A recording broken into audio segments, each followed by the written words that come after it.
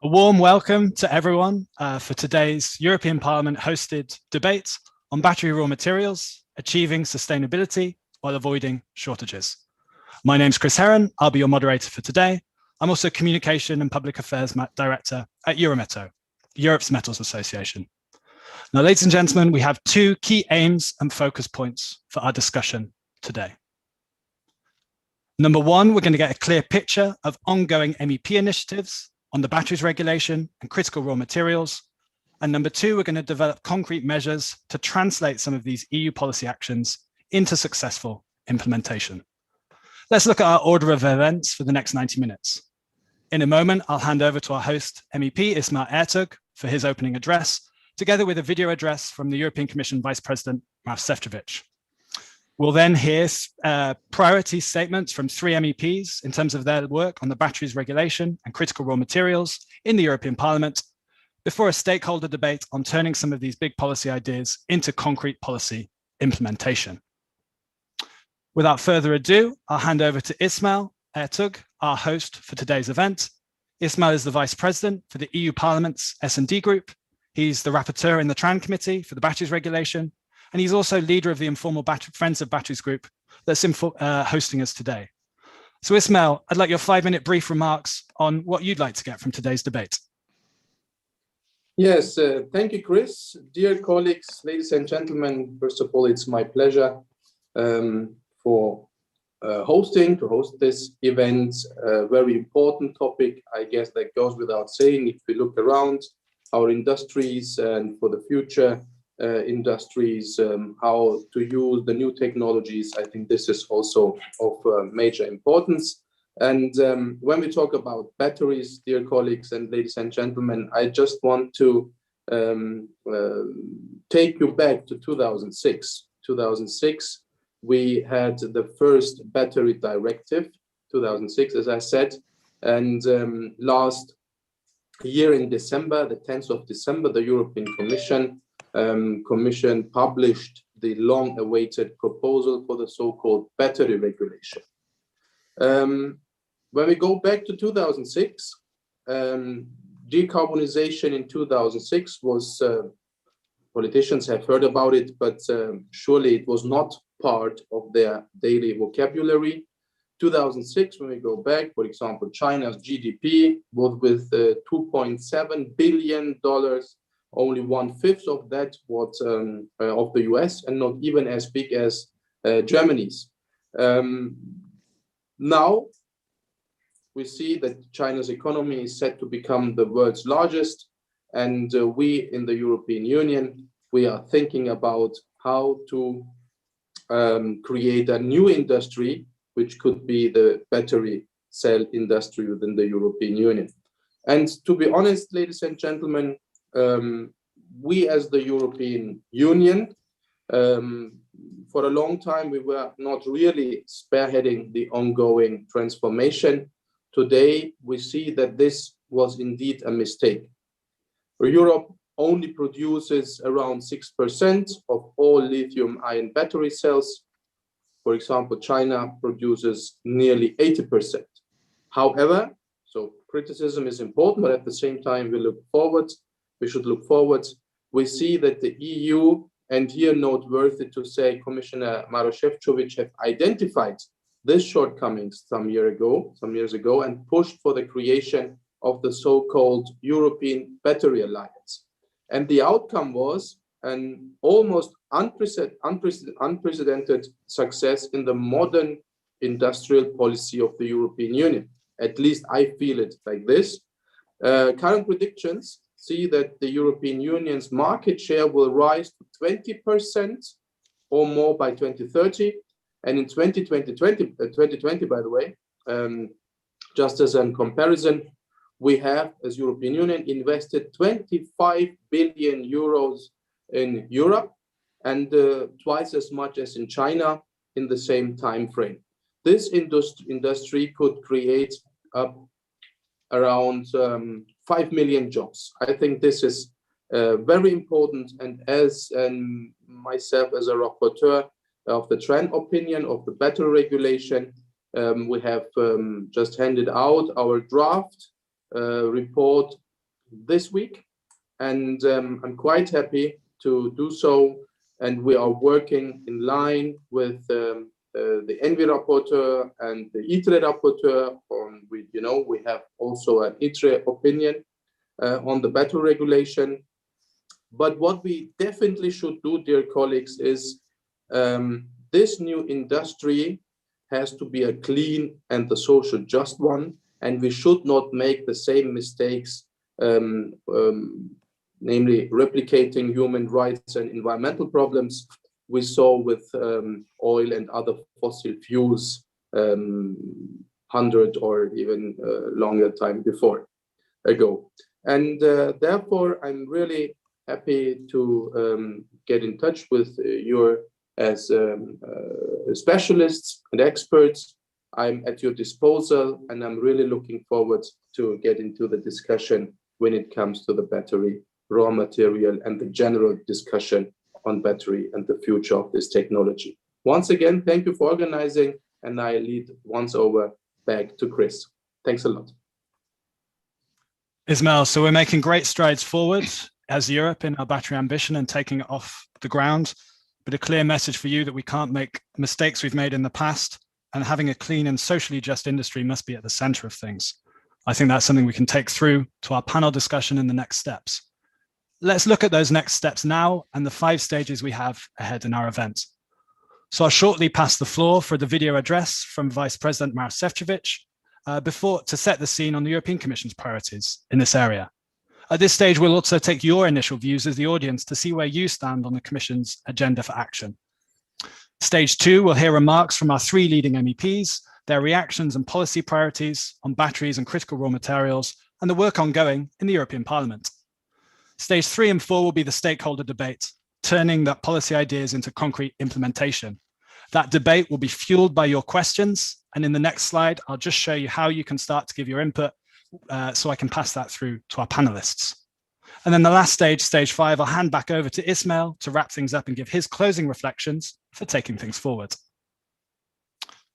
As mentioned, we want your input from the start. To do so, there should be a Q&A box just underneath the normal Zoom platform.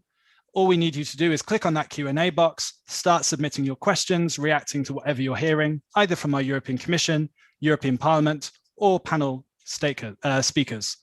During the panel debate, I'll make sure to ask a summary of those questions to our panelists and have that structuring our discussions. So please get involved.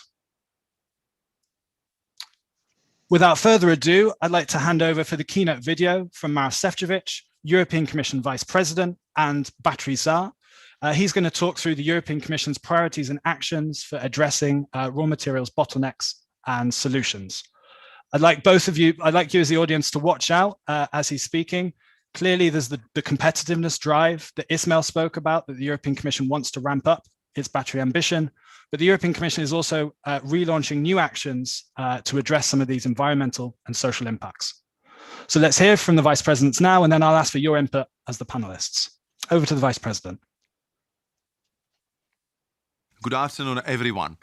It is a pleasure to be addressing you today. My thanks to Eurometaux for inviting me to speak and to Ismail Ertug for hosting the event. My apologies that I cannot be with you live due to my working commitments in Luxembourg. Raw materials are an important enabler of the twin green and digital transitions. They are essential for preserving the global competitiveness of the EU's economy by developing clean and low-carbon technologies, including batteries.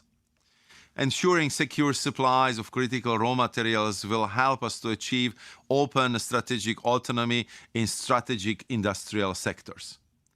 At the same time, the European battery ecosystem is growing at an unprecedented rate thanks to the work of the European Battery Alliance. By 2025, Europe will be the second largest producer of batteries in the world, with over 400 gigawatt-hours of manufacturing capacity, representing around 20% of the global battery production. And with over 1 million electric vehicles sold in 2020, the EU has become a world leader in e-mobility. Continuing this success will depend on the secure supply of primary and secondary raw materials. And yet, Europe is currently responsible for just 1% of battery-related raw materials production. Given this, and taking into account Europe's over-reliance on a limited number of third countries for imports of critical raw materials, last year the European Commission adopted a critical raw materials action plan and launched the European Raw Materials Alliance. Our approach is twofold. We are diversifying our imports by building partnerships with minerals-rich third countries to ensure better access to sustainable and ethically sourced materials. The first two strategic partnerships with Canada and Ukraine are close to adoption. Discussions with Serbia are about to start, and the next task will be to engage with interested African countries. At the same time, we are boosting our own domestic capacity for primary and secondary raw materials. Our analysis shows that the EU has the potential to diversify its raw material supply chain and become more autonomous. For example, several lithium projects being developed in the EU, including in Austria, Czechia, Finland, Portugal, and Spain, could supply as much as 80% of EU demand by 2025. But we need to work together to overcome the important challenge of social acceptance. Let me be clear on one point. Any activities related to raw materials, from exploration to post-mine closure, must be done in a socially and environmentally sustainable way, and by engaging with local communities openly and transparently. In this context, to support industrial actors in this important process, later this year the Commission will launch a roundtable on environmentally and socially sustainable raw materials mining, engaging public authorities, industry, NGOs, and other social partners. We have also recently developed a set of voluntary social, environmental, and economic principles for sustainable raw materials in the EU, which align the approach to sustainable raw materials extraction and processing operations among the member states. Furthermore, the EU will also invest in sustainable and responsible mining as well as substitutes under the Horizon Europe Batteries Partnership, which we will launch next week. We must also strengthen supplies of secondary raw materials to decrease our dependence on imports of raw materials for battery manufacturing. I call on you to make progress on the proposed battery regulation to provide a level playing field and legal certainty to industrial actors to invest, manufacture, and recycle batteries in the EU. The proposal puts sustainability and circularity at the heart of the EU battery value chain.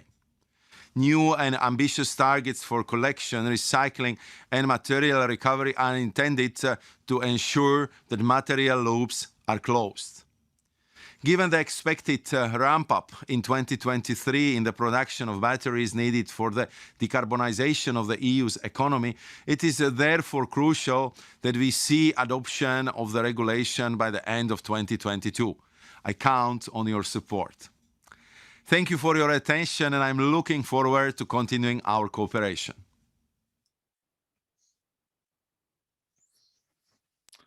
So Maros has outlined a clear agenda for action from the European Commission. I noted 5 actions ahead: supply diversification, investment into domestic supply sources, new actions on those environmental and social impacts, a call for fast implementation of the batteries regulation, and innovation into substitution options for these critical raw materials. At this stage, we'd like to get your input as the audience to see where you stand in terms of this direction forward. We'll start with 2 poll questions so that our speakers to follow know your views. If we move to the first question, there's going to be a poll that pops up on your screen. And we're going to ask the question, is the EU Commission's ambition sufficient to solve battery raw material bottlenecks while addressing sustainability? 3 options. Option A, a clear yes. Option B, yes, we support the principle of what the Commission tries to achieve, but we have questions on the practical details and maybe the implementation. Or C, a straightforward no, the European Commission is not going in the right direction. I'm going to give you 20 seconds now to type in an answer, and then we'll have a look at the results. 20 seconds.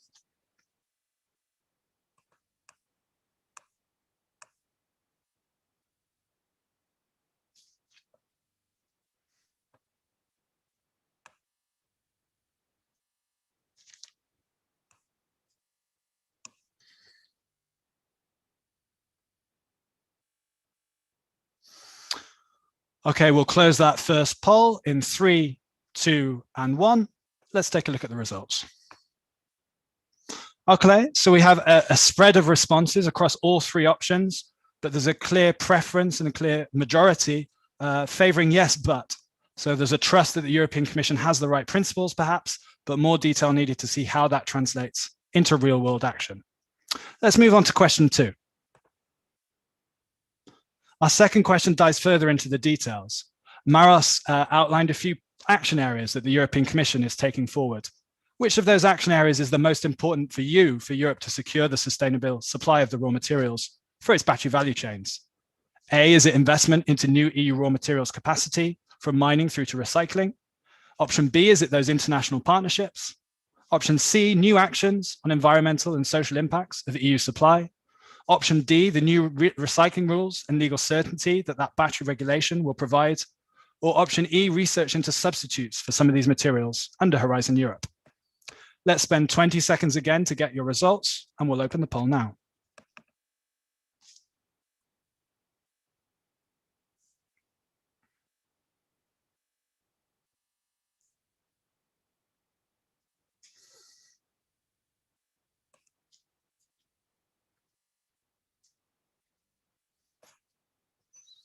And we'll close the poll in 3, 2, 1. Let's take a look at the results. So again, a spread of results across all 5 options. So for some people in the audience, at least each one of these actions has a priority topic. The clear favorite is having that investment into the new EU raw materials capacity, followed by the global dimension. And that's closely followed again by those new actions on the environmental and social impacts. So we have an industrial responsibility, but also that environmental and social responsibility, which both Maros and Ismail have mentioned in their interventions. And that sets us up, I think, for bringing in our expert MEPs on their work on the batteries regulation and the critical raw materials report. So I'm really pleased to welcome to the virtual stage Jessica Polfjard, who's the EPP Shadow Rapporteur in the ENVI Committee for the batteries regulation, Hildegard Benteler, who's the EP Rapporteur in the ITRE Committee for the critical raw materials report, and Sarah Mathieu, who's the Greens Rapporteur in the ENVI Committee for the critical raw materials report, feeding in to that work as well. I'll ask each of our MEPs for their 3 to 4 minute reaction statements on the priorities of what they're trying to achieve on these files, after which I'll give all of them a round of discussion in terms of what they've heard. So Jessica, first to you, could you give us your 3 to 4 minute priority statements in terms of what you're trying to achieve on the batteries regulation? Thank you, Chris, and thank you also for organizing this meeting and for inviting me. This is, of course, a very timely debate. Batteries have become a key part of the transition towards a climate-neutral economy. Like Vice President Šefčovič made clear in his remarks, this is also about an industrial transformation. And as I have said before, this highlights the fact that the future of batteries is also about the future of European competitiveness, economic development, and job creation. This also underlines the responsibility we as policymakers have to develop a future-proof regulatory framework. Therefore, the Commission's proposal is welcome development. I think this new regulation will play an instrumental role in building a stronger and better internal market for batteries. By creating a strong legal basis for the sector and harmonizing EU rules, this proposal can create incentives for the industry to continue investing in batteries. I look forward to working on this file as a shadow rapporteur in the months ahead, and I thought I would offer you a brief overview of my priorities. First, we need a functioning internal market, not just for primary materials and products, but also for waste and recycling services. In the transition to circular economy, waste is a resource, and we must have a system that allows for better allocation of those resources. As we work to strengthen the market, we must also be mindful that some current proposals can be counterproductive despite their good intentions. That brings me to my second point on dedicated recovery and recycling targets. One risk with these targets is that they can look in current technologies and stand in the way of innovation. 10 years from now, batteries will be different from the ones produced today. We must have policies that allow for encourage this, and especially for more sustainable products. One great example of this kind of innovation is a project in Sonila in Finland, where Stora Enso is developing anode materials from lignin in order to replace fossil-based materials. This illustrates how technologies and product design can change very rapidly. Finally, I would like to highlight the importance of harmonizing our rules and ensuring coherence across our legislative framework. And I am therefore concerned about the risks of double regulation with this proposal, especially when it comes to chemicals. There are some of my priorities for the batteries regulation, but I can say already that this will not be enough to secure a leading role for the EU in sustainable batteries. I would therefore like to finish this remark by emphasizing the need for a holistic perspective in our policies in this area.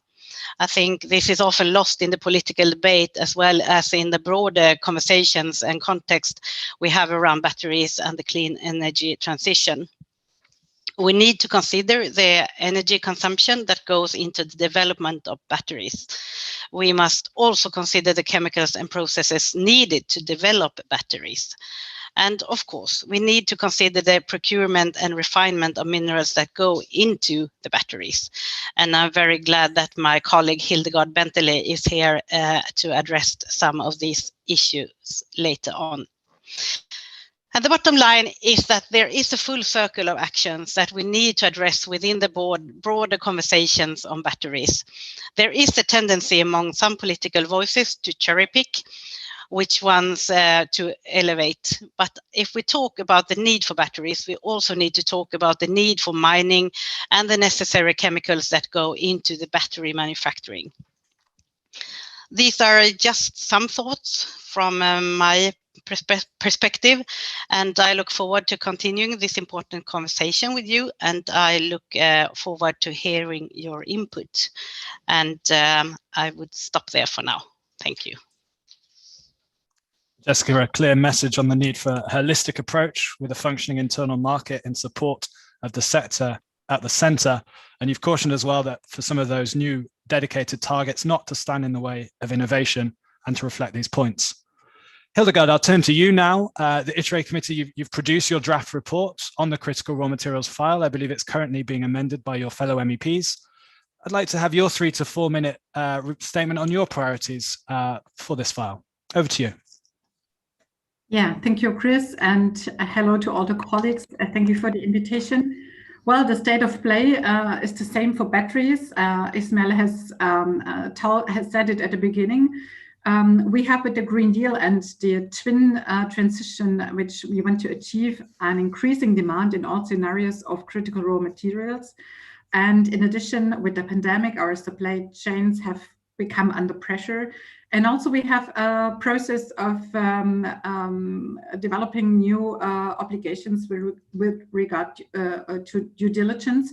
So critical raw materials are getting in our focus much more than in the past.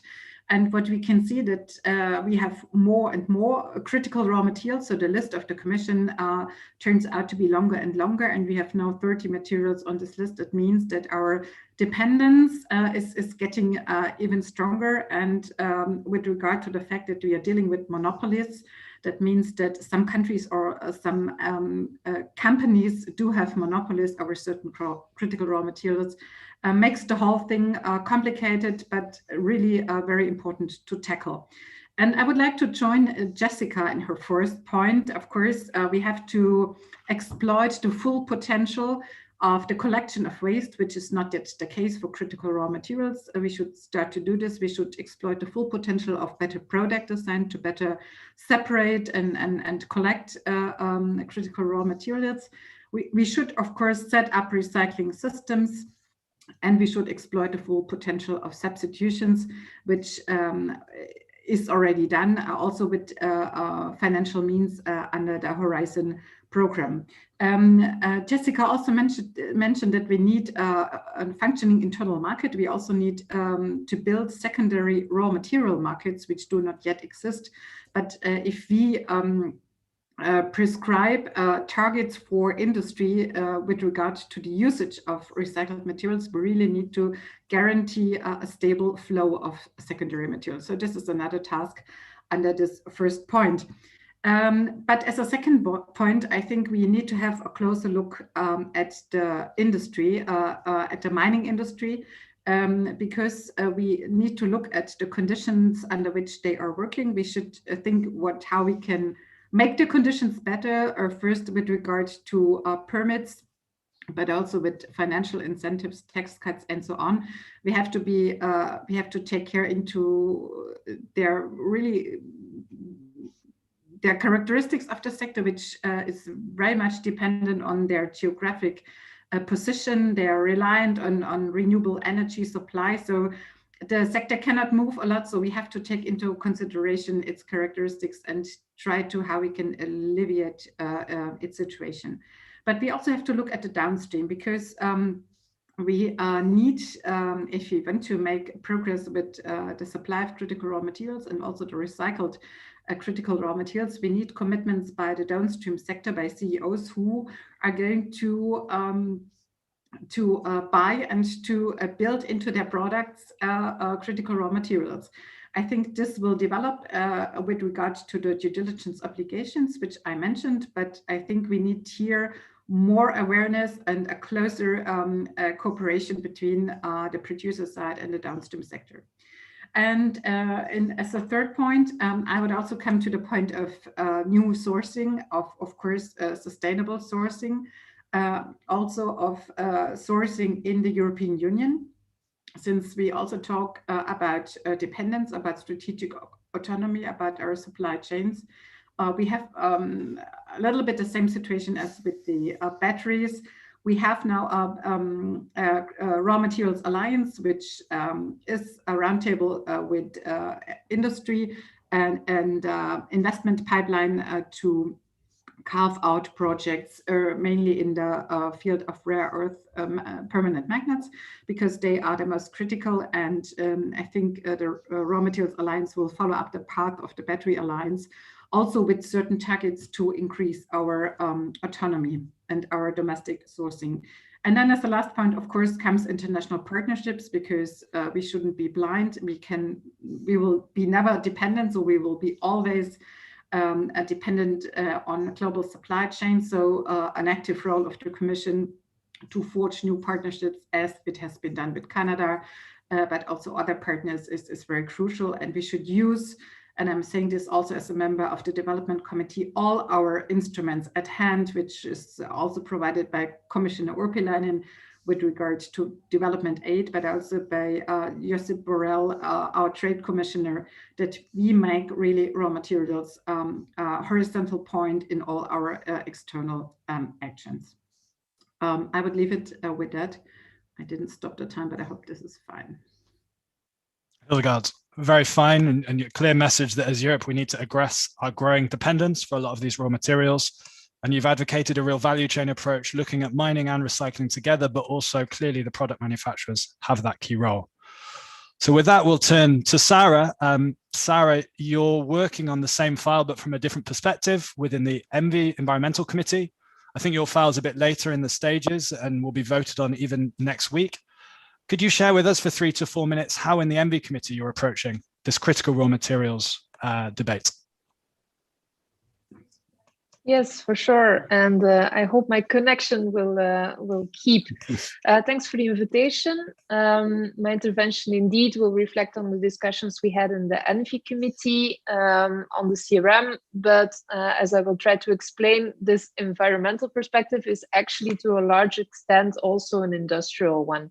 So in the short term, the answer to supply bottlenecks lies in diversifying supply and ensuring responsible sourcing. And these are important, of course, and it's rightfully so that the Commission is tackling that. But for us, it doesn't really fundamentally address the environmental impacts nor the potential new bottlenecks further in the future. So we think it's time to move for a defensive reactive strategy to an offensive and proactive strategy, and one that is centered around circularity combined with systemic shift in our transport, energy, built environmental sectors to minimize really the demand pressure for critical raw materials. But as we do not have the material stocks nor the industrial ecosystem in place yet to do that, it will take time. And that's why we need to start today and integrate it in our strategies and action plans. To illustrate the importance of time, let me remind you what Deng Xiaoping said in the 1980s. The Middle East has oil, China has rare earth materials, and it's not at all a surprise that China has actually built a robust industrial ecosystem in green technologies in the recent decades in the way that it did.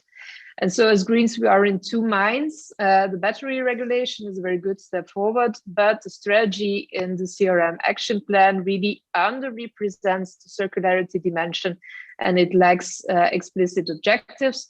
For instance, the European Battery Alliance should really lead to 80% of Europe's lithium demand being supplied from European sources by 2025. And we believe that we should also have objectives on circularity of all CRM and action with regards to industrial policy in order to achieve this. So our ENVI opinion will illustrate a number of policies and priorities that would help there. The EU needs targets for the reduction of material and consumption footprints. That's key to minimize the increase in demand for CRMs, but it will also have positive effects on more enjoyable, less congested cities, lower energy bills, etc. Just a small example from my own backyard, a study by Vito in Belgium shows that demand for cobalt could actually be reduced by a whopping 5.5 to 8.5 times just by maximizing public transport and shared electrical vehicles compared with a direct shift from combustion to private electric vehicles. And so equally important is the industrial ecosystem for disassembly and the recycling of CRMs. We need to make sure a market for secondary raw materials is established, and it will generate large investment and job opportunities in the European Union. A recent report from the Greens, estimated that in the next 15 years, we can actually generate more than 10,000 jobs in the traction battery recycling sector alone. So for that, we need better collection schemes, deposit refund schemes, ambitious recycled CRM content targets, requirements for recyclability, recycling treatment standards to improve the processes, and recycling targets based on specific CRMs. And I think that the proposed battery regulation is a good example, and that this approach really deserves to be copied for other product categories. And we also need to ensure adequate funding for technological development processes. So in conclusion, I'd say more than simple mapping exercises, we really need to ensure that we create these new European markets over time, and that future action plans should bring these ambitions together in a coherent manner. Thanks. So a clear call for an offensive and proactive strategy centered around circularity and a real systemic shift over the next years, which means an ambitious policy agenda to follow as well. At this stage, I'd like to just bring all of the three MEPs on the screen just for a quick reaction round. And Sarah, quickly, just to start with you, you heard Jessica give her priorities on the batteries regulation from an MV committee MEP from a Greens perspective. Would you have any short comments to add to that for a minute or so, and what you'd be expecting from the batteries regulation? Yeah, as I said, I think it's a big step forward to where we are. It's quite ambitious, but there's still some room for improvements. For instance, on due diligence, we actually think all batteries should be subject to its requirements. For instance, portable batteries are not included. We should also expand the scope. It doesn't include copper, aluminium, and iron, and that doesn't make sense given the important volumes and the problems with these materials. Think about copper mining in Peru. And in this regard, I think voluntary monitoring schemes are insufficient. We need proper surveillance by competent authorities, and voluntary initiatives should only be recognized if they really apply the criteria that are enshrined in the legislation. And I also think that we should be open to innovation and adaptable to new technology. On recycled materials, repairability, CO2 footprint should really apply to all batteries. We feel that there's room to improve some of the targets. Think about the collection targets for portable batteries or lithium recycling targets to like 90% in 2030. Maybe a final point on mining for battery CRMs, for example, lithium. I think it's not a surprise that affected communities in the EU warn the factories to make batteries, but they don't want the mines. And it makes sense that, in my view, if we want to make sourcing in Europe acceptable for communities, we could also investigate if it makes sense to build production and disassembly hubs in these mining areas. In the long term, yeah, I think it's clear my message is we want to become fully circular. So in that sense, these areas would be future-proof. Hildegard, Jessica, would you like to pick up anything you've heard from any of the remarks so far? Thank you. Yeah, it was very interesting to listen to all of the speakers. I could just underline what Ismail was mentioning about the demand for batteries and the current supply and the gap between, especially within the EU. And I fully agree with him that this is an environmental proposal, but also an industrial one. And I think it's good to remember to keep these both in mind while during this process. And I think we do have a opportunity in that sense. And yeah, and I think it is still important, and I mentioned it already, but the full spectrum of sectors and policies that go into this is extremely important. And I could also just underline what Hildegard mentioned about to have this enabling framework for mining and extraction of raw materials. Hildegard, anything to pick up from your side? Yeah, yes. I mean, Sarah was not so explicit about it, but what we can see also from the attitude of the Greens and also the ENVI committee is, and also, I mean, if we see that the Commission is clearly pointing out that recycling is not enough. And I mean, even if we cut down the demand of cobalt by 5 to 8%, but if it's about 30% higher, then it's nice to have this small cut. But nevertheless, we have an increased demand, and I have the feeling that the Greens do not want to see this situation. And I think we should then really look and be very serious if we want to continue to be dependent on imports of CRMs from countries where we do not know how they are being produced, or countries like China where we know under which conditions, social and environmental conditions, they are being produced. And then we have to make really a serious judgment. I mean, if it's not better to do the mining in the European Union or in its neighborhood, and it's not about only having the local community as say, but it's also our responsibility as politicians to really show the task we have ahead of us. Either we want to have a green transition with a lot of more windmills, with a lot of more electric cars, with a lot of more fuel cells. And then we have also to create the industrial conditions for this, and not to put even more and more conditions on it, which make it impossible at the end to really provide this basis. I think we should be a little bit more not serious, but a little bit more honest, maybe, what we are talking about, and also, I mean, if you regard our dependencies, it is not. We have a competition, a global competition, which is very fierce. And if we see that our economic competitors are protecting their supply chains, the whole supply chains, from the production, from the extraction, over the manufacturing to the final client, we should be more awake and aware of that, and maybe also think about countermeasures, as we did for the pharmaceutical industry, which hit us into the face with the pandemic. And now we are collecting the pieces. Commissioner Breton is checking all the supply chains and making efforts to bring back productions and to complete supply chains. So I think we should be more aware with CRMs, since we know what can happen. Thanks to all. And one last quick question before we leave the MEP phase of our debate. Requires just some imagination from our MEPs. Just imagine now that the year is 2030 and all of these policy initiatives have been implemented for 9 years, let's say. Just like a quick one-sentence answer, what's the one thing you'd be looking for in 2030 as proof that we've been successful in implementing these policies?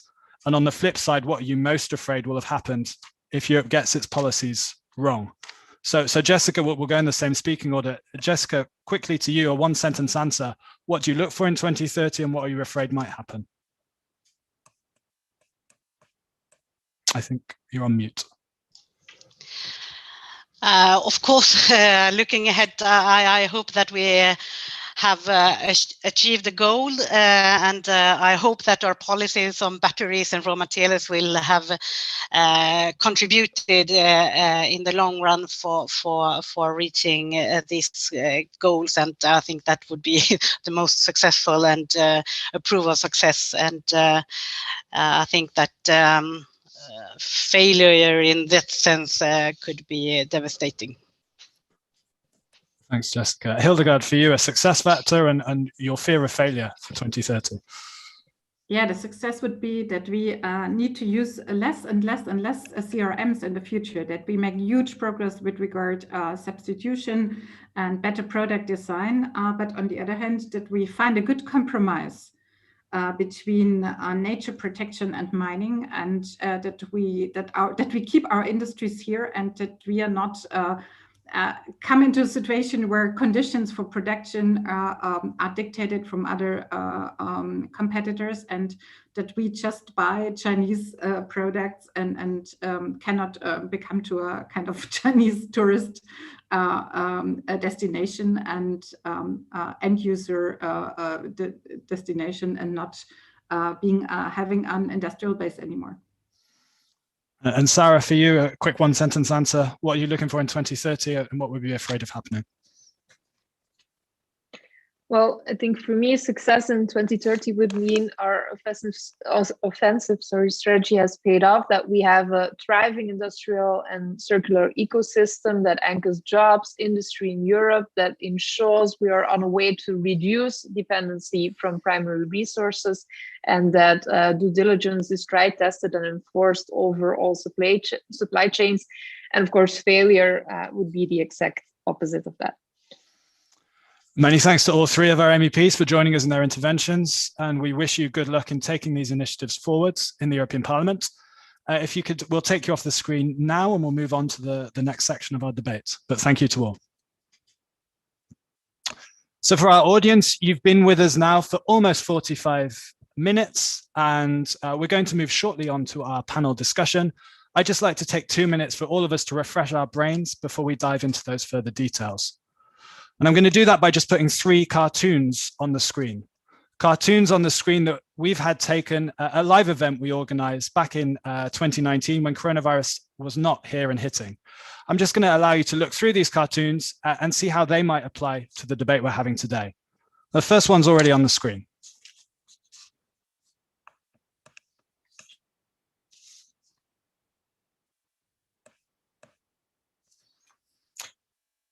Yes, it can be too easy for all of us as Europeans to ignore those wider impacts of our green supply chains.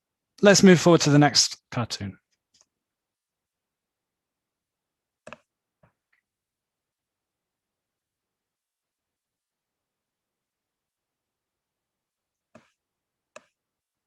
And here you can all see the global challenge. China continues to race ahead, while Europe is rightly spending time trying to do things in the right way. Let's move to the final cartoon.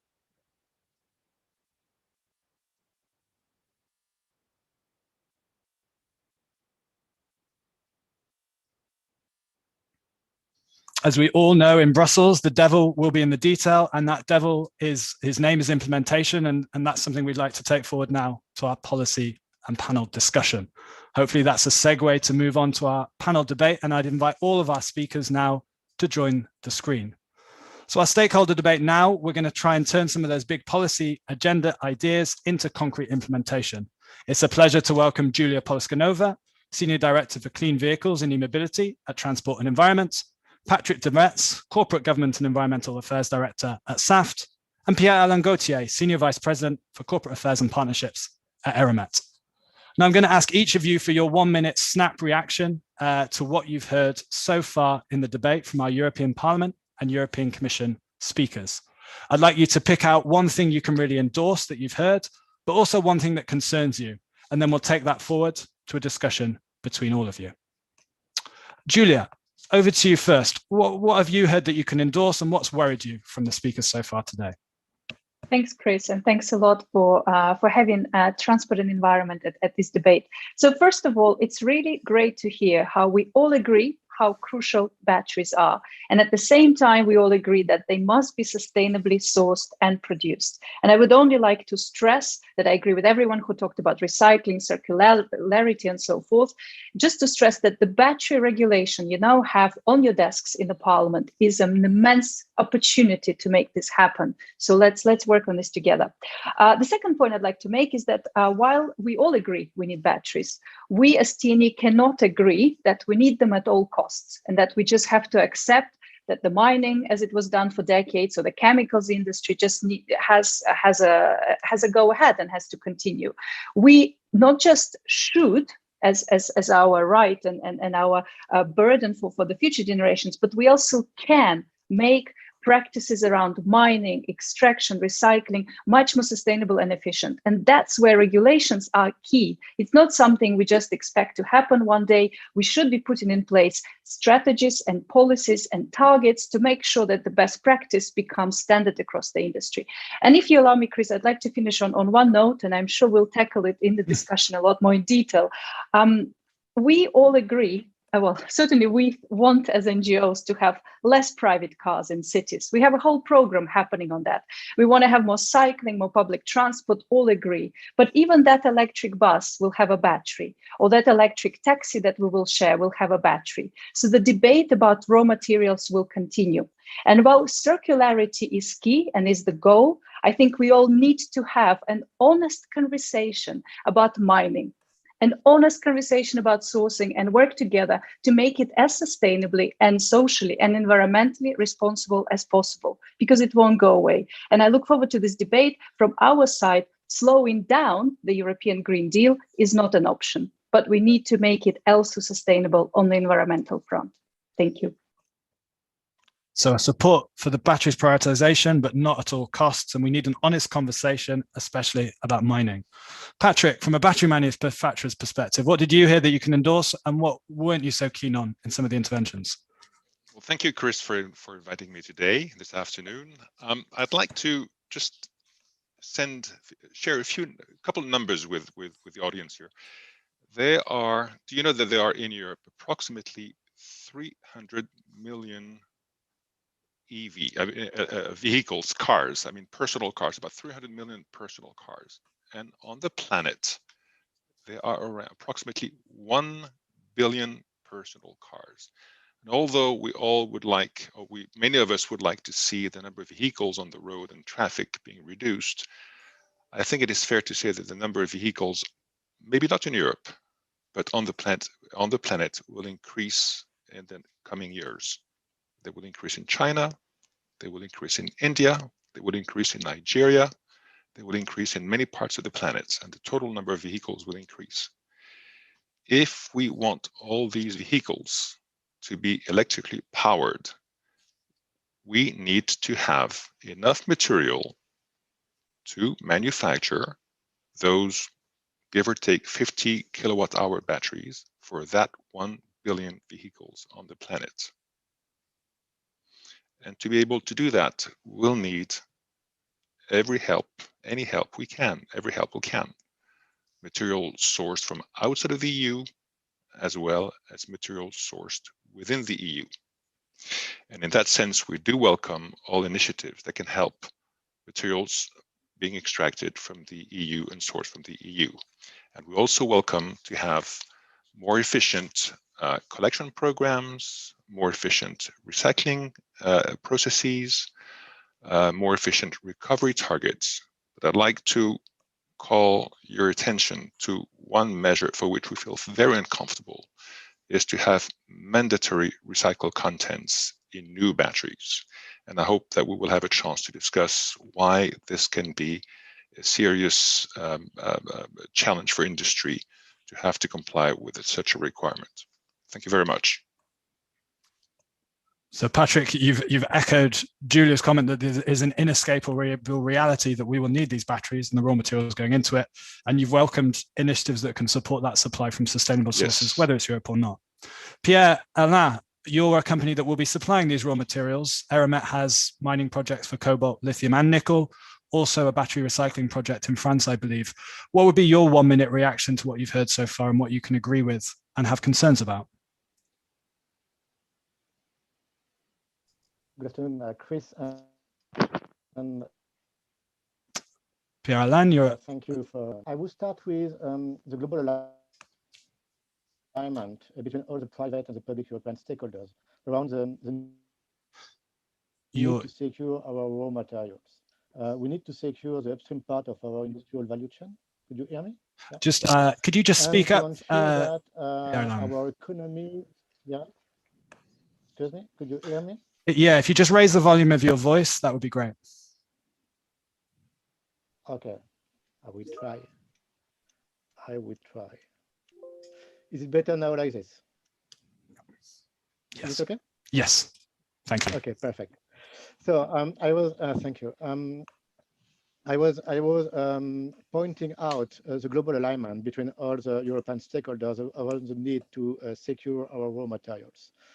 We need to secure the upstream part of our businesses and the upstream part of our industrial value chain to ensure that our economy is more resilient and more protected from external shocks. We have solutions. We have already the ecosystem for innovation, for the industrialization in the mining industry, in the refining industry, in recycling. So we have solutions. At the opposite, we have many countries in the world working to take a global leadership by capturing natural resources used by these industries. The pressure on resources will increase, and Europe is, I think, in danger in losing access to these resources and the resources it needs for supporting the development of this industry, such as the one of the batteries.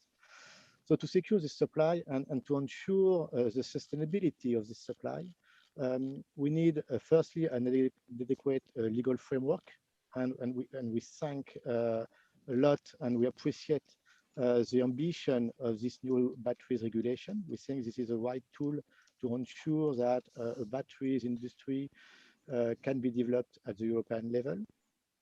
And I think that Europe must create entry barriers, basically, through specifically designed European standards to ensure that the supply feeding the European industry will be fully aligned with the requirement of our clients, of our end users, of our employees and of the regulator. So everything which has been already described about this batteries regulation, I think is definitely the right way to proceed and to ensure that we create this level playing field at the European level. Maybe I would have had a last point about the need also that we have at the European level to incentivize the new mining projects, either in Europe or outside Europe, if these non-European mining projects supply the European market in a sustainable way. One of your cartoons basically was pointing out the need of speed, and especially in the risk that we have to face against China. And I think one of the key points we have to deal with is the speed of development of this new industry, meaning the speed we need to keep for developing this new regulatory framework and this new investment. And everything that can incentivize this investment should be pushed ahead by the European Commission and by the European Parliament. Then, so a big support for all of the legal framework that's put in place to support the industry, both in terms of ambition on recycling, but also a proposal there for specifically designed European standards on the primary side of things, for the mining side. One question we already got early on in the discussion is we're putting a lot of stakes on mining, which is sad. Is there not another way around this? Julia, maybe a question for you from Transport and Environment's projections, 2030, 2040, what do you expect mining will be fulfilling for the battery value chain? So just to be very clear, we do see a medium to long term recycling being the key priority, and secondary materials is how we want to eventually to be fueling our economy with, right? We've actually taken a very deep assessment of this back in February. We have taken the most ambitious recovery targets we can, and we're advocating for them in the battery regulation on lithium, nickel, cobalt. And we see that still, even with that, in 2030s, only about a third in the best case scenario, but mostly a fourth or a fifth of lithium, nickel, and cobalt can actually come from recycling. That means that in the next short to mid term, we will need to have new mining capacity for these materials. So from our side, it's a really kind of two-side battle. We need to be, on the one hand, setting the framework now, so that we have those recycled materials and markets in the future. And here I really want specifically to mention lithium. The current targets in the legislation are really unambitious, the material recovery targets. 30% in 2025, when companies today do 80%, is really not good enough. We want to lead, we want these materials, let's set the targets. But on the other hand, we need to be working on mining to make it more sustainable, more socially just, and so forth, both globally and in Europe. And I don't know if you want to go in detail now, but there's a lot more we can do. In fact, our mining framework in Europe is completely outdated. There's so much more we can do. Research, innovation, different ways of extracting materials, so much more to make sure that it comes with the least impact, not just for us in Europe. And you had a very good cartoon about it. People say, well, not in my backyard, but also in the global south. We have the same responsibility to do it to the same standards as we would like to be seen in our backyard here in Europe. Well, we've clearly defined these two-sided battles, set the framework for recycling and address sustainable, responsible mining in the short term and medium term and beyond. Patrick, you also mentioned some reservations specifically on the recycled content target. Julia, I heard clearly is calling for more ambition in terms of what's on the table. Could you explain a bit your reservations, but also where you might have common ground with what Julia's proposing? No, for the most part, we do have common ground with Julia's views. Certainly, as I indicated, we need the help from any source, and indeed, recycled material will be needed, and eventually, hopefully, long-term, will be the main source of input to manufacture new batteries, but new everything. We are very much in favor of the circular economy. We think that's the way to go in the future. No question about that. I think the industry is very much committed to helping and going in this direction. So in this respect, we support, efficient collection, efficient recycling, high recovery targets. We may debate the numbers. There may be some disagreement on the exact numbers, but in general, we're very much along the same line. the concern we have about the mandatory recycled content obligations, as Julia said, in 2030 we may be able to source 1/3 from recycled material, or maybe only 1/4, or maybe only 1/5, and really, no one knows for sure. No one knows for sure how much secondary material will be available in 10 years' time when the obligation would kick in, when 8 years' time when the obligation will kick in. And just a few days ago, we learned that the Fit for 55 legislative program of the EU is likely to increase to decrease faster the fleet average, the CAFE fleet average, applicable to car manufacturers. If that does kick in, which we can certainly understand the reasons, and we could possibly support that, this would probably require electrical vehicle batteries manufacturing to increase even faster and make the mandatory recycled content even tougher to meet. There's a bit of a trap there. If there is a mandatory recycled content and there is not enough recycled material, we may have to curtail production just because there is not enough secondary material to feed in. Or alternatively, or at the same time, there could be a rush on the limited recycled material and a very steep price increase, making our products less competitive vis-a-vis the competition. So yes, collection, yes, recycling, yes, I'm all for recovery targets, but recycled content is a dangerous proposition. Caroline, maybe just to bring you in as a company setting up a lithium-ion battery recycling plant yourselves, do you welcome the certainty that some of these targets are providing? Where do you stand in that debate between the ambition or the feasibility?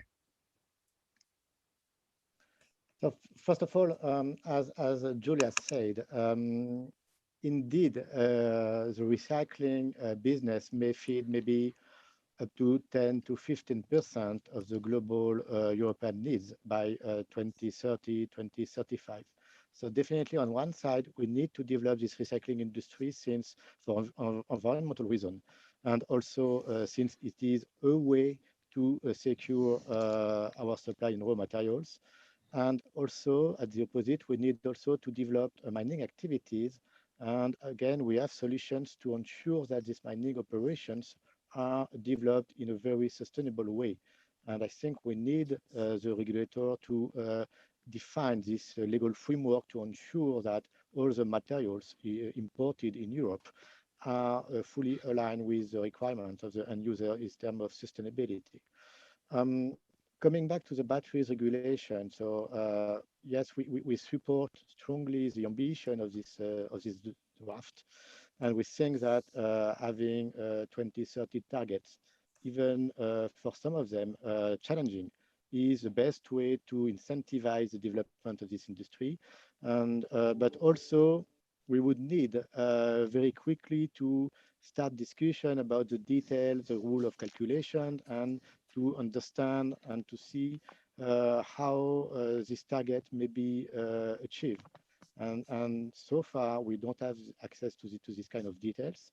And we think that without waiting for 2030, 2024, when these delegated acts would be discussed and implemented, as soon as we can have this discussion, maybe starting from this year, about this detail of calculation, then we will have the required level of comfort to develop this industry. We'll certainly move next shortly onto that discussion on environmentally and socially responsible mining. There's been some feedback on those targets about how we make sure they're workable and meaningful. Julia, do you have sympathy with some of those reservations? And what can the policy do to give that certainty and measurability in terms of the methodology to ensure that the targets are realistic? So maybe just to take a step back, because there are so many recycling targets in the regulation, right? So there's recycled content targets, and that's one thing what Patrick was saying. I would really like to stress from our side as TNE, the first priority are actually material recovery targets. So basically, when your car or battery comes to the end of life, you take out the majority, pretty much all, cobalt, nickel, lithium out of that material and turn it into a new battery. And that will enable us, this is basically the primary source, this will enable us to have enough secondary raw materials in the first place. And the next step is then to use them for recycled content. And that's other targets. But just to stress, the priority is, first of all, to recycle this lithium in the first place. And then indeed we can have a conversation and we can see what recycled content targets for new batteries are actually possible given the numbers of vehicles. But that from our side, however, you need to remember, so I can tell you, for example, from our experience, working in the cars field now with batteries, we for years and years in Europe said, we need to go for electric vehicles, zero emission vehicles, we need to start phasing out diesels. And now it's changing now, but 2 years ago when we've arrived at the fact that we needed electric vehicles, suddenly people said, oh, but we don't have batteries produced in Europe. Well, no, we don't, because we didn't invest in them 10 years ago. So we don't want to be finishing with recycling materials in Europe, where we were with battery supply 10 years ago. If we want to have European secondary materials in 10 years' time, the time to start investing in that capacity is now. It takes time to ramp this all up. So that's why for us, the battery regulation must include really ambitious targets of at least 90% to recover lithium by 2030, because this will be the material in short supply when we ramp up electric vehicles. Clearly, many targets in the regulation. I actually had to note them all down just to make sure I didn't get confused during this debate. Would Patrick, Pierre, Alain, would you agree with this hierarchy? Material recovery is the most important thing to get right for Europe? I think, if I may, Alain, Pierre-Alain, if you let me answer, I think, well, step number one is collection. Of course, everything starts with collection. So extended producer responsibility. We've had this in Europe since 2006. It's working reasonably well. It could be improved a little bit, but it's working reasonably well. So there's a consensus here. It can be improved a little bit, but this is step number one. Recycling efficiency in general is also quite welcome. This needs to be strengthened a little bit. This needs to be extended on lithium-ion batteries.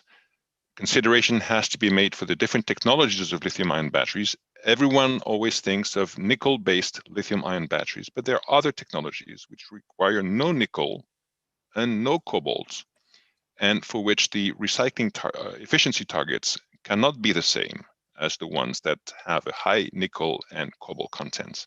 And this tends to be forgotten today.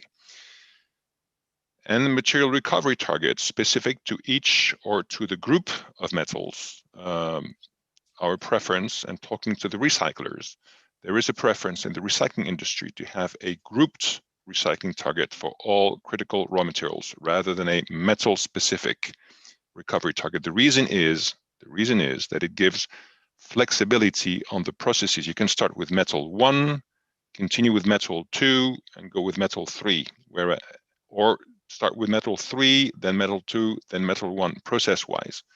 Whereas if you have targets, high targets for each metal individually, it removes the ability to be flexible in the processes. The numbers, you can discuss on numbers. It needs to, today, lithium recovery is almost non-existent. Talking to the recyclers, this is the situation. It has to start from where it is, which is almost zero, and increase over time. I think the recyclers are asking, we've been talking to them, we work with them, we have partnerships with them, and we hear what they say. What they want is a fair amount of time between the time the target is announced and the way the target is measured. And when those two numbers and methodologies are set, they need at least 3 good years to be able to fine-tune the process, purchase the equipment, implement the equipment, have the necessary permitting, start recycling, and get to a steady state. And 3 years is very short to do all this. Today, in the text, you will see that there is 2 years between the time the methodology will be set and the time that it will have to be implemented by recyclers, and this is too short. So whatever the numbers, they have to be workable, and there has to be time for recyclers between the time the regulation is set, the measurement system is set, and it kicks in practically. So overall on this recycling point, there's a consensus from speakers. Ambition, yes. How we get that ambition right, maybe is where the divergence of opinion comes. And clearly, as the Parliament and the Council continue their negotiations, this will be a continued point of debate. And I'd like to add one thing, if I may, Chris. For us, it is very important that the recycled material coming from the recyclers is actually used by industry, whether it's the battery industry or the aircraft industry or the fork and knife industry or the telephone industry. We don't really care, but the recycled material has to be used by industry. Recycled material should not be used to manufacture cinder blocks or concrete or road infrastructure or train. I can't remember the word in English, but the system on which you lay the tracks. Those materials that are recycled must be used by industry, and you need to realize there can be a conflict between having very elevated, very high recovery targets and the ability to reach a quality which is sufficient to feed industry. They tend to go into opposite directions. So pushing too hard on the recovery target can hamper the ability to reach the quality needed by industry. So we're recycling I think at the center. Oh, Pierre-Alain, I was just going to move now.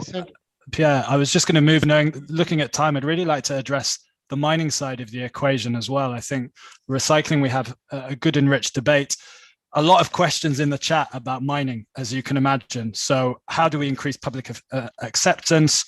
What do we do to harmonize the different standards across member states from Finland to Spain? But maybe Pierre-Alain, to ask you first, I mean, you're very aware of the social questions asked about all of these new mining operations.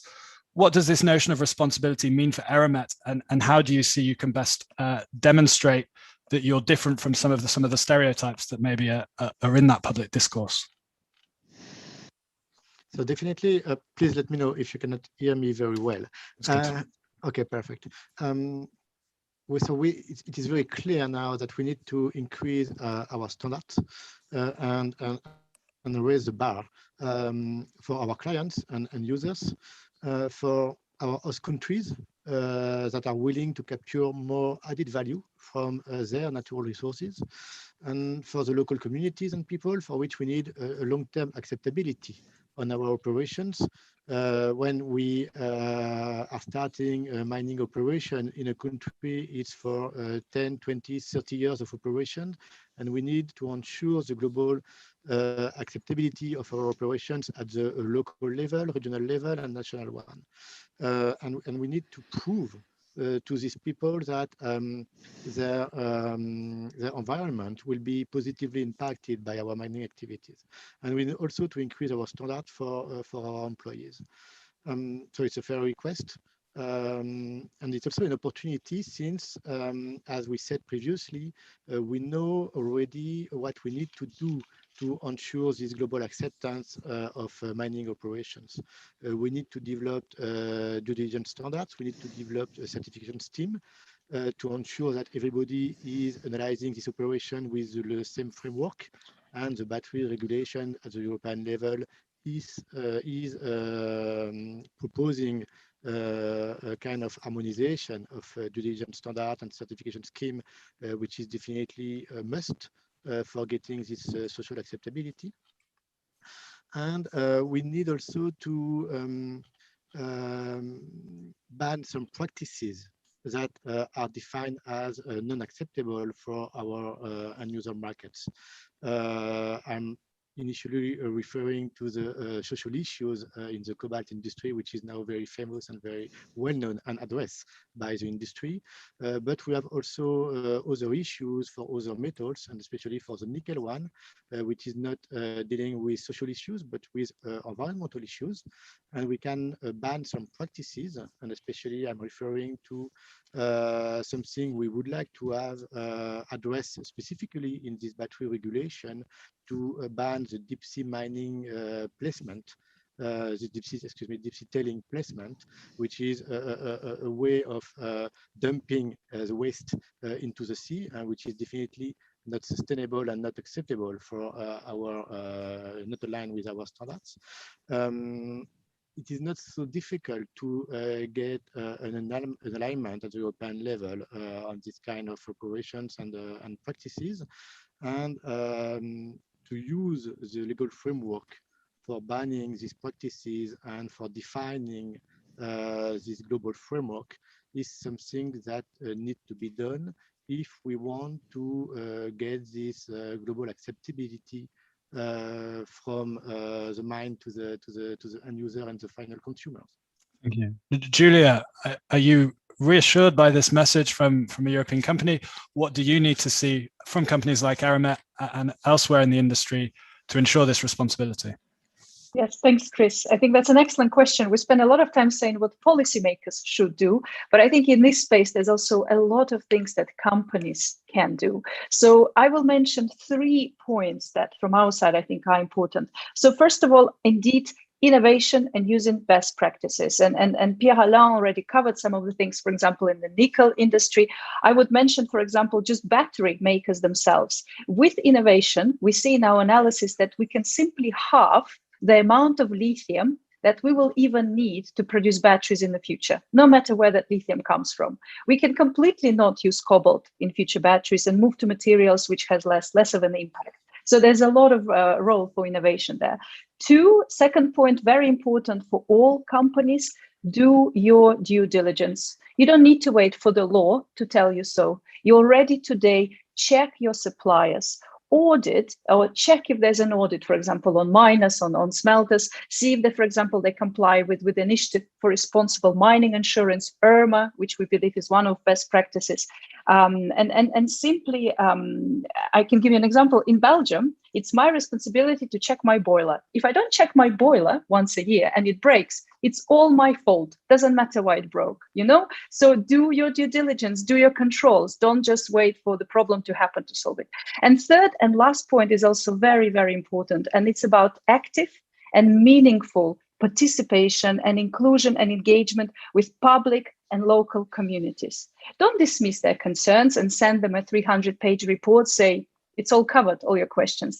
Engage, make people feel heard and take on board their concerns. And lastly, and still on this, there's a lot we can actually learn from other sectors. For example, the wind industry in Denmark, about co-sharing benefits. Co-sharing benefits with local communities. You take their land, you say it's about global growth, or we all say it's about big growth. Let people be part of it. Co-share benefits not just from climate and so forth, but also financially. And that will actually make people maybe more open and willing to, because when they will also see the benefits of that, not just the impacts. Thank you. Pierre-Alain, any reaction on those 3 points? Yeah, if I may, thank you very much, Chris. Yes, definitely the co-sharing of benefit is crucial. And even more, we need to ensure that this is firstly the positive impact before getting the negative ones. Meaning when we enter into a new country in a new area, we firstly start with a CSR roadmap negotiation with the local communities to ensure there is a global alignment between everybody, and local action in terms of employment, in terms of engagement of local communities in our operations and other CSR programs. This is the only way to ensure that you are working together with your host countries and getting this long-term alignment with them. Maybe another reaction on innovation. Definitely it is a key point, and especially to ensure that you keep your global competitiveness. And it is required to be very exigent in terms of CSR standards. But we need also to understand that there is a cost related to that. And there is a need to get the right legal framework to ensure that there is no unfair competition in terms of competitiveness between companies applying the CSR standards and the other ones. So you need to develop innovation, but I would say is for the long-term approach, for the short-term one. And since we need to develop this batteries industry in Europe in the coming decade, we need by 2025, 27, having gigafactories and a raw material supply secured for these gigafactories, not waiting for 2030 or 2035 when a new generation of batteries will be developed. So in parallel of innovation, you need also to ensure that your current industry is already competitive. And for doing so, you need to have the right legal framework as batteries regulation may provide you with. Thanks, Pierre. I'm mindful of the time, and we'll move soon in a few minutes to the closing remarks from all of you. But Patrick, just on this point of mining responsibility, due diligence, from a battery manufacturer's perspective, 2 minutes, what would you like to bring into the debate? Yes, I very much agree with the statements from Julia and Pierre-Alain. Knowing your supply chain, doing your due diligence homework is important. This is important in a selfish way, and it's important on an altruistic way. Altruistic way, we'll all understand why. We want people to be properly treated in the supply chain. In the selfish way, we don't want to have a sudden scandal happening upstream. This will clearly hurt us as a company, hurt our industry, and hurt our customers. So there is a lot of interest to do the supply chain upstream, to do the due diligence of your supply chain upstream from where you stand. And I must say, I do have a lot of sympathy for the position expressed by Mrs. Sarah Mathieu, which is, why have the due diligence limited to only this material and that material? Due diligence is due diligence on the supply chain. It should be materials related. It could be even equipment related, software related. Due diligence is due diligence on the supply chain.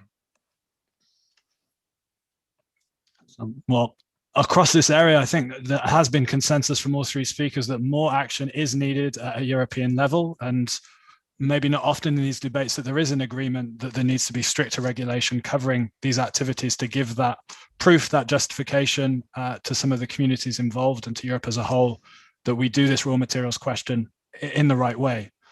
We've wrapped up, we've covered the two sides of the pitch that Julia mentioned. We've talked about recycling and the need to have measurable but ambitious approaches. We've talked about primary mining and refining and environmental responsibility. I'd like to just ask each of you now for a closing comment and remark. We've covered a lot of ground. If you had to pick one thing you would give back to the MEPs and the rest of our audience that needs to happen tomorrow that will make the biggest measurable difference for these battery goals on the ground, what one action would you request? I'll go through the same speaking order as before. So Julia, what's that one thing, the one key request you'd put on the table with MEPs and our audience?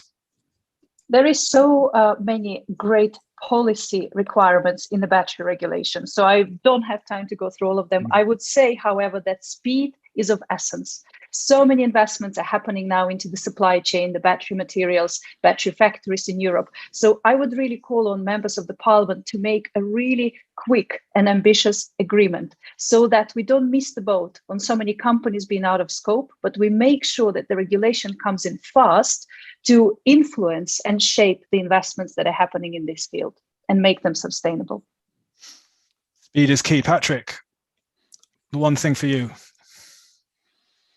Yeah, it's a very long and complex regulation. I would like to support speed, but I'm afraid that due to the complexity of this text, we can't have quality and speed. I would like to support what you said, Julia, but I'm afraid that given the length of this text and all the new proposals and initiatives that are embedded in it, it is not possible to have both quality and speed. So it is either quality or speed. Just my word of caution here. So speed from Julia, quality of action from Patrick. Yeah. Pierre-Alain, what's the one best thing that can happen from the European Parliament and the battery? And if I may just say, if we want speed, then we're going to have to really focus on those key policies that are in the text. All of them are not equally important. Thanks, Patrick. Pierre-Alain, one key thing for you. Yeah, I will choose the optimist approach. I would say so. I will keep the sentence of speed is of essence, because we are fighting against countries with very aggressive raw material diplomacy, raw material policy. And we need to ensure we are still in the race, and because we are in industry with very long time of development. If we want to have, especially this recycling industry, developed at the right level by 2025, 27, we need to have the certainty about the legal framework by 2022. And the debate are complex, definitely, maybe sometimes difficult, but all of us have clear ideas about our objectives, what we want to achieve. So I think we can start technical discussion as soon as possible with between the industrials and the European Parliament. I will add also. So another point about, we spoke a lot about this legal framework. We need also, and I think this is one of the purposes of the European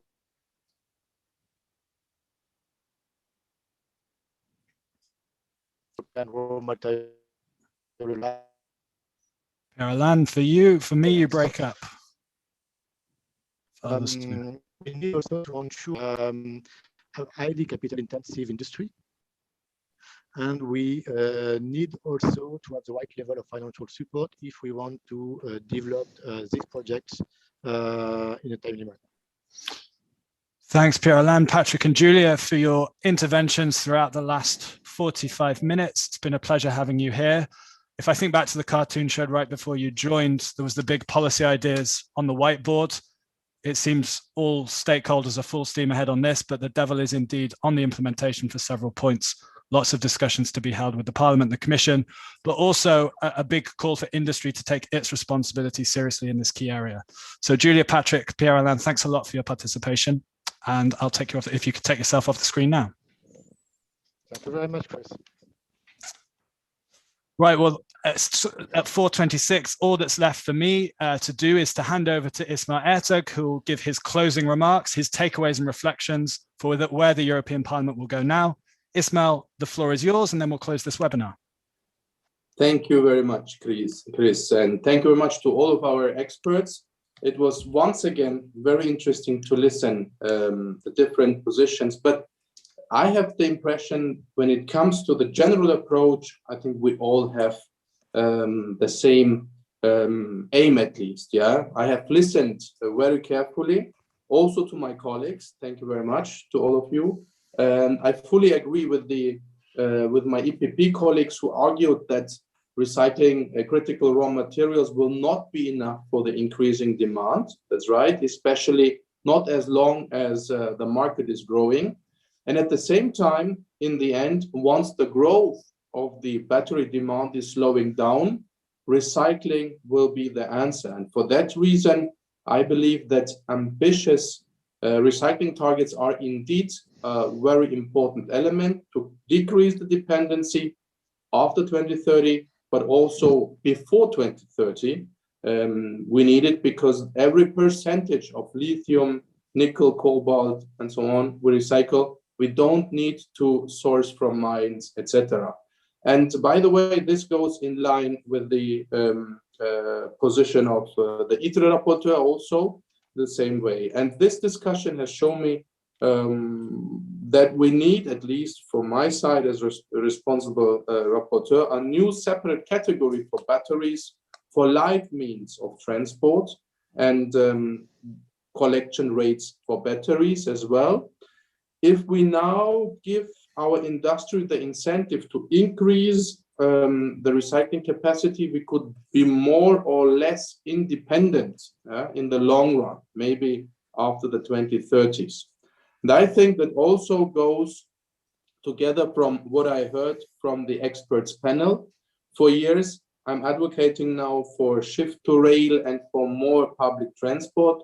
But then again, realistically speaking, the global fleet of cars and trucks will, in my opinion, and if you read the different studies and the forecast, it will not decrease. It will not decrease in the decades to come.